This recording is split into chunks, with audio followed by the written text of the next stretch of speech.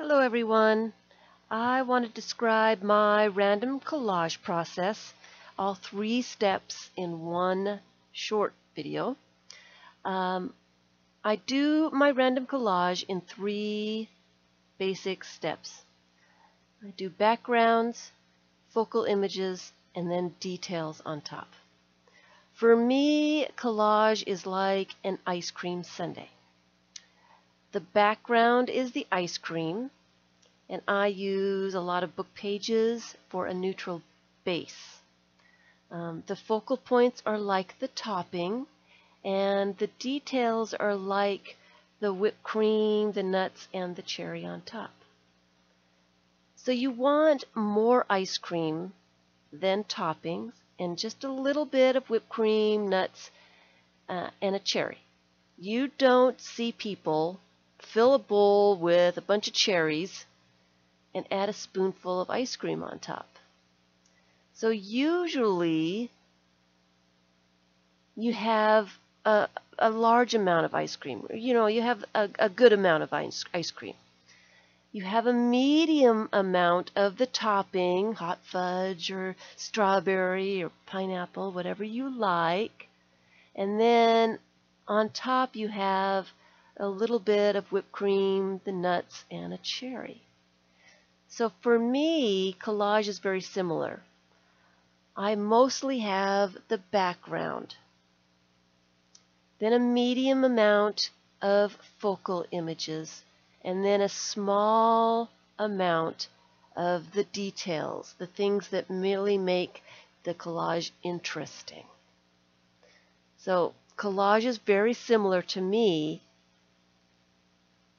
It's very similar to an ice cream sundae.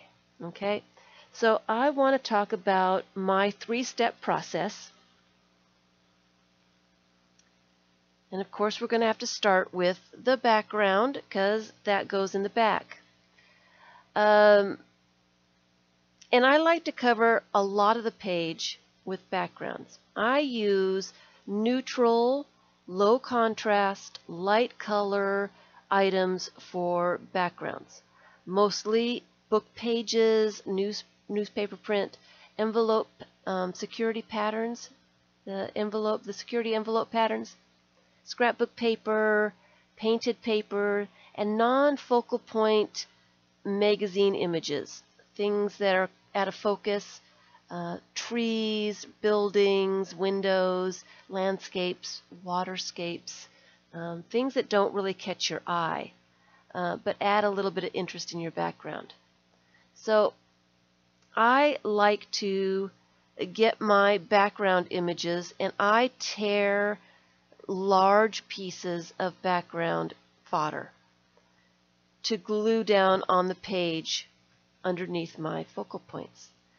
I like the torn edges in the center because it tends to blend the page together just a little easier.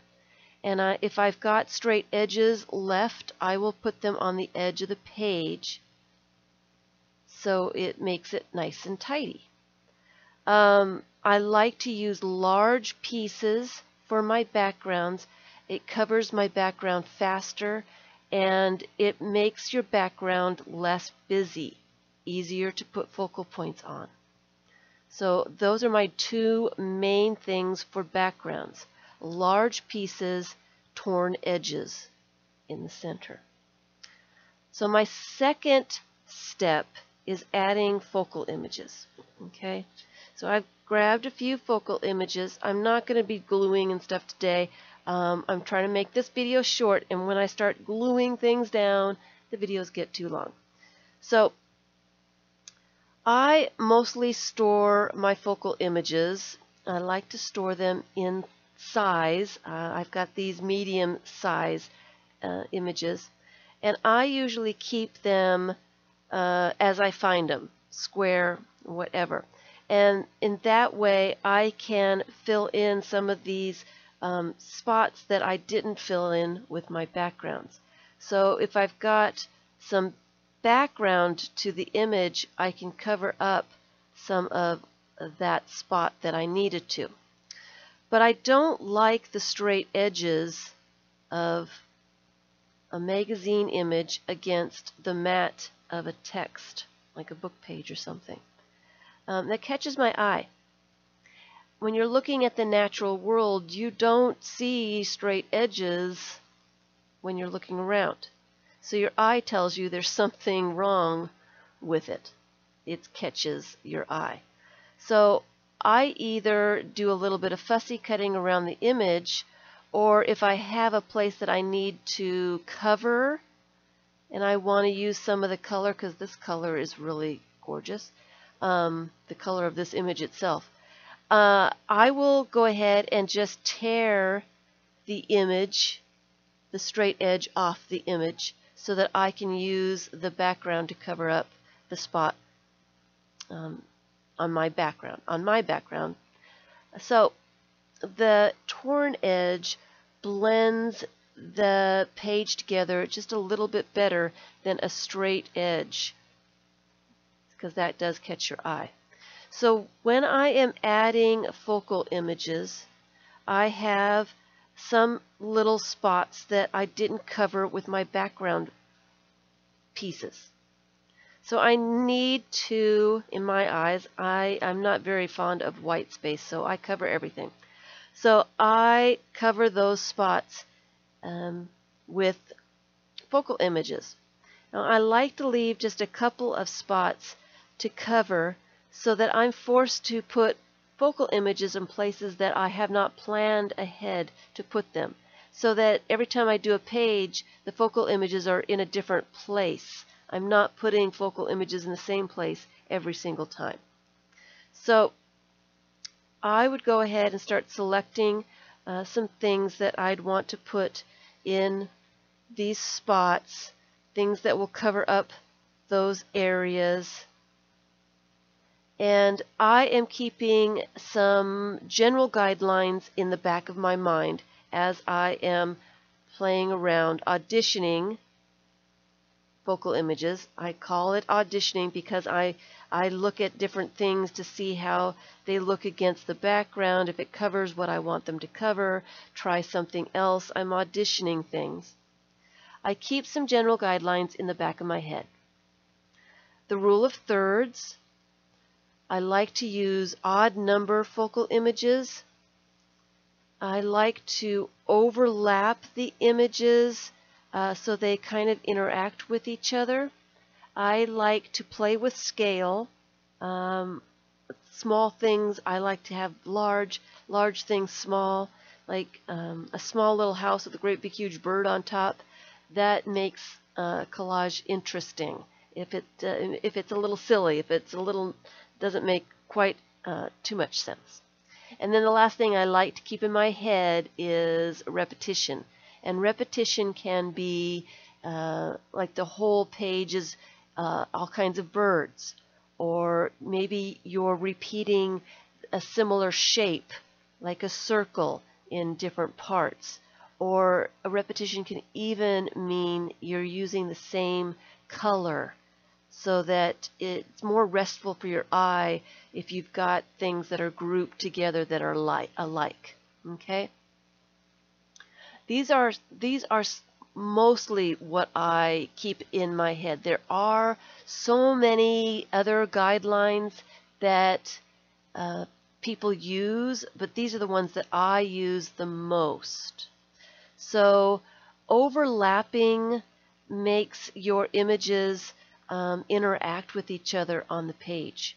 So I've got these two images and they're fine, but they look like they're two magazine images put on the page. So if I were to put something not only to cover the straight edges, but so that all the images are touching, maybe I could even put her on her head and something similar to that. They're interacting with each other. They make the page more interesting. If your collage elements are interacting with each other, they belong together, they are feeding off of each other, they make your eye look around at everything. So that's my second step. Adding the focal images, I do try to cover up any really large spots that need to be covered at this point. And I do try to overlap things so that things look like they are interacting with each other, covering up straight edges when I can. All right, so that is step 2. Let's see, let's put this here. And of course I would glue all this down when I was happy with all these things. So my step 3 is adding the details and fixing any problems that I may have on the page. Okay, I like to add very small images to add interest to the pages. Little tiny, like companies have logos in magazines.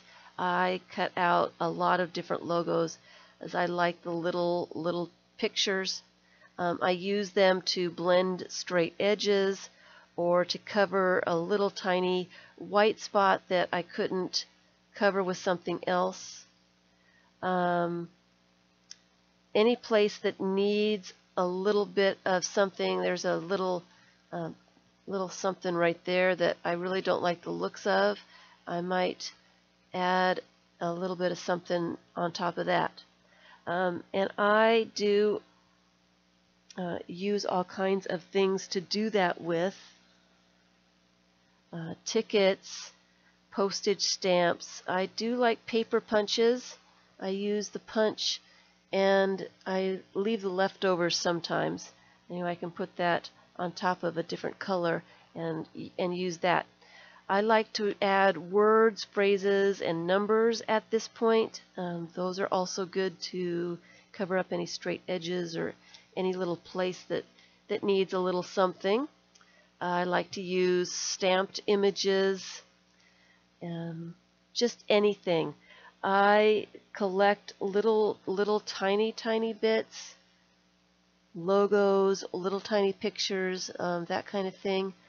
And I keep them in this little box, so when I need just a little tiny something to go over something in a picture or something, I've got a little something that I can just put on top. It adds interest to your collage, covers up the things you don't want to see. It just works. Let's see. Another thing that you can do to disguise straight edges, we've got a straight edge here, is using a little bit of torn paper. If you've got a straight edge, you really want to use this image, but the straight edge is really catching your eye. You can use a piece of torn book page and cover up that straight edge. It blends it into the page so your eye isn't seeing that straight edge and telling you something is wrong with that picture. Okay? I try to make sure that things aren't floating. You don't want heads floating in the middle of your page. If this tree was here, it would look a little odd just floating there in the middle of the page. You could use a piece of washi tape that goes all the way to the edge so it looks like it's resting on something. So that's what I use my last step for. I am fixing any problems, straight edges, things that are floating. I am covering up any little white spaces or words or something in a picture that I don't want to see, covering that up with other things. Another thing that I use is stickers. I like to use stickers. I like to use my stickers whenever I can, and stickers are a great way to put fun little bits on your collages too. So stickers and postage stamps, tickets, any little pictures that you can think of that you find. fruit and animals. Little birds are fun. Little fish are fun. So that's what I use my last part for, the details and fixing problems. So I think that's everything. Everything to keep in mind. Keep your guidelines in your head while you're arranging your pages, and just have fun with it. So I didn't show a lot of my process. I have a lot of recorded live streams. I do a lot of collage on those live streams. I have a playlist called Collage that I have the live streams. If you're interested in seeing more of my process or my thought process as I'm putting together pages, you can see how I glue things, why I select some things, and why I don't like other things, and how I fix things that are catching my eye. If you want a more detailed example, I have some videos here in the playlist called Collage, and you can see some more of my process. I just wanted to keep this really short and just with all the basics. So go over to the playlist, take a look. I've got some more videos over there on the basic collage process, some little tiny videos with more details about focal points and fussy cutting or fussy tearing. I do a lot of fussy tearing, ways to get around fussy cutting, and some of these guidelines too. I have a video that's got some more of the guidelines that I use and some more details about them. So I think that's everything. Hope you enjoyed this. I hope it helps people. Collage is really a fun thing to do. It's really easy. If you don't like drawing and painting, collage is the next best thing to put together fun pages. So I hope this helps everyone. Thanks for watching.